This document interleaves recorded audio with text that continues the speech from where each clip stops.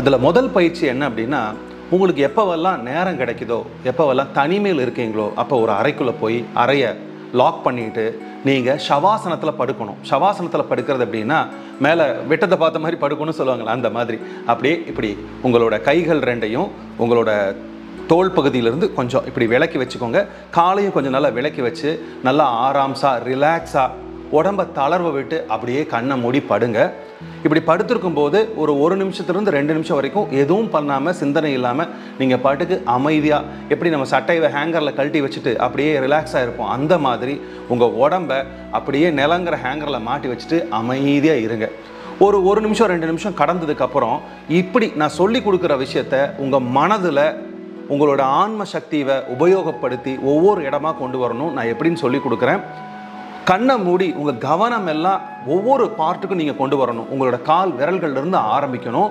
இப்போ நான் சொல்லி கொடுக்குற மாதிரி நீங்கள் கண்ணை மூடிட்டு பொறுமையாக சொல்லணும்.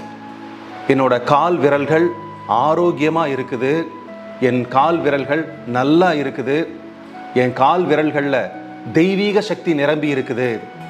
இந்த 3 அஃபர்மேஷனையும் நீங்கள் ஒவ்வொரு பார்ட்டுக்கும் அப்படியே சொல்லிட்டு வரணும்.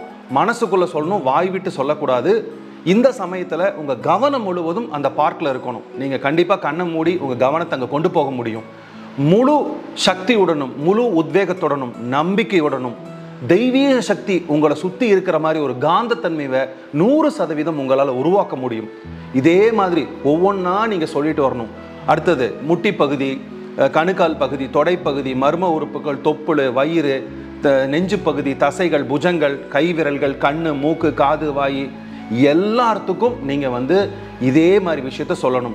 என்னோட ஒவ்வொரு உறுப்பும் ஆரோக்கியமாக இருக்குது, நல்லா இருக்குது, நல்லா செயல்படுது, அந்த உறுப்பை சுற்றி தெய்வீக சக்தி சூழ்ந்துள்ளது, தெய்வீக சக்தி குடியிருக்குது, அதை காப்பாற்றுது, என்ன முழுவதும் தெய்வீக சக்தி ஆட்கொண்டுள்ளது, காப்பாற்றுது அப்படின்னு சொல்லி ஒரு 15லிருந்து 20 நிமிஷம் எப்போவெல்லாம் உங்களுக்கு ஒரு நாள் காலையிலிருந்து இரவு வரைக்கும் நேரம் கிடைக்குதோ அப்போவெல்லாம் நீங்கள் இதை பண்ணணும். இது முதல் பயிற்சி.